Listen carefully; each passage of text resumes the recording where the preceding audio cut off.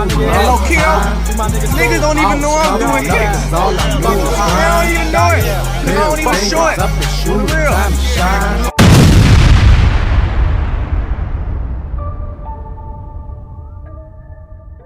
Some say ShootaShellz's death is the worst in Chicago history. Some say they feel sorry for him because of his past. He lost both his parents at an early age, leaving him homeless afterward. He took the criminal path and ended up killing people. He lost his brother while he was in jail. He killed the guy who killed his brother. But this is Chiraq.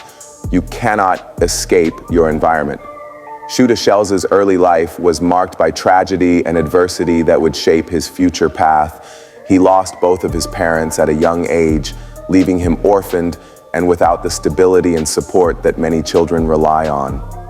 Without a home to call his own, ShootaShellz found himself navigating the unforgiving streets of Chicago's South Side, where survival often meant turning to the same criminal activities that claimed the lives of his loved ones. Faced with limited options and surrounded by the lure of gangs and violence, ShootaShellz eventually succumbed to the pressures of his environment and became involved in illegal activities. The streets became his home, and survival became a daily struggle as he navigated the dangerous landscape of Chicago's inner city neighborhoods. He mainly beefed with childhood rivals such as the No Limit Muskegon Boys or Never Leave My Brother. NLMB is central to Terrortown. Terrortown is a former BPSN stronghold that has fractured since the arrests of multiple BPSN leaders. NLMB consists of rappers G Herbo and Lil Bibby, and Terrortown stretches mainly from 75th in Yates to 78th and Yates to E78th and Exchange to 75th and Exchange. ShootaShellz is from the Black Mob set, which is a small set that stretches from 74th and Yadis Blolevdi to 74th and Exchange. These kids know each other, as ShootaShellz suggested in a Zach TV interview. Shoota told Zach TV that the beef would never be over because of bloodshed between the two sets, naming his brother and other friends and family members they lost in this forever war. As I looked at the map, I noticed that ShootaShellz was right from the Myra Bradwell School located in the heart of Terrortown, or the Chicago Youth Rebecca K. Crown Center in Terrortown. I could see how these kids could go from fighting in elementary school to shooting it out in the city of Chicago. For example, if you live in Terrortown and need to go to the post office, which is in the heart of Black Moab territory, that would almost certainly place your life on the line, or the infamous McDonald's on 75th and Exchange.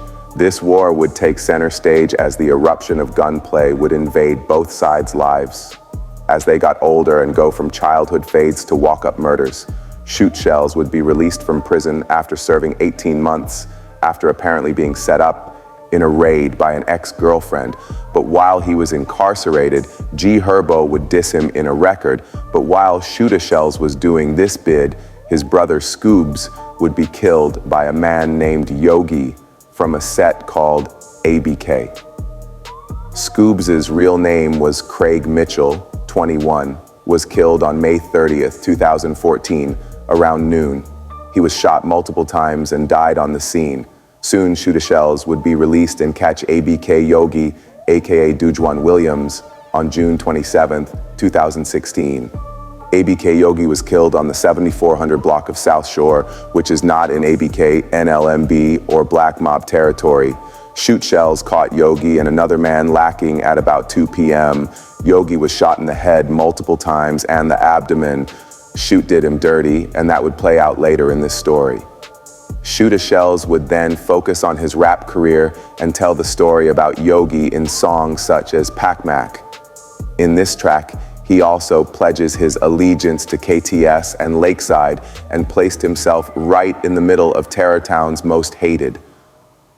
After the murder of ABK Yogi, the beef would then turn to rap beef as G Herbo would diss ShootaShellz on multiple songs, as would Lil Bibby on a song called My Hood, where he says, "Black Mob ain't on shit and we're changing the name of their hood by taking out ops." Shoota would then respond in the song Godfather, where he would mention Yogi and his brother Scooby, who was killed while he was in jail. As Trap Lore Ross stated as a rumor, ShootaShellz would catch his fourth body from Terror Town, and it was none other than Big Wet. This should let you know what ShootaShellz was on. Death and Pain to 150, G Herbo's hood and record label. While Lil Bibby ran to the hills after signing and releasing Juice WRLD, Herbo was still on hood shit in real life and in music. But ShootaShellz was now harnessing his rap career and released Death of 150, his biggest song to date. This record got the city's attention and would put ShootaShellz and Black Mob as a force and rival to NLMB, which was owned by KTS Vaughn and Dre previously. Death of 150 was extremely disrespectful, especially if you're from the east side of the south side of Chicago, as he mentions G Fazzo, Kobe, and Lil Rock, all NLMB members who were killed by gun violence at the hands of their ops. As this song would put him on the map, I don't think it made him much money, as this was his biggest song to date. But this would also make him a target for shooters from No Limit, such as Mad Max. ShootaShellz would go on in other songs, such as Real Oneies, boasting about how he got a whole nick, or 5 bodies. As I have stated in my previous videos, Chicago has multiple serial killers, not just one. You can tell that attention and the ops trolling his Instagram and Facebook was bothering him in the Zach TV interview, which dropped about 10 days later. He was quoted saying that multiple people are inboxing and sending him DMs, telling him he was going to be a pack, which in Chicago terms that means dead.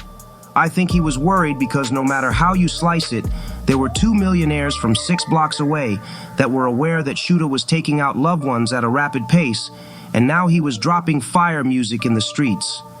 I can remember a quote from the late great Tupac Shakur, "Don't go to war until you get your money right." In this interview with Zach TV, to me, and this is where my humanity kicks in, he seems scared. Even though he was revenging his brother and made these records about killing 5 people from different sets, where could he go or reside? He doesn't look like he has much money, and surely the ops are hot on his trail. Even though he showed respect for Lil Bibby in the grand scheme, people had died at the hands of Shoota. The last interview with Zach TV, you can see the humanity in him after all, and you can see that he was explaining the falls and tribulations and never being able to escape this trap and cycle. And surely less than a month after his last interview with Zach TV, ShootaShellz would be on the 8100 block of Paulina in the Auburn Gresham neighborhood. Existing a female house, a white vehicle would approach with 3 men exiting shooting ShootaShellz numerous times and 18 times in the head. Overkill for the shooting of how Shoota did ABK Yogi. Some say ShootaShellz was backdoored by the female house he was attending. Either way, with 3 shooters standing over him shooting him multiple times in the head, the feds would be prompted to get involved. ShootaShellz was killed on July 10th, 2017. This murder is also known as the most gruesome, as the picture of his death was posted online.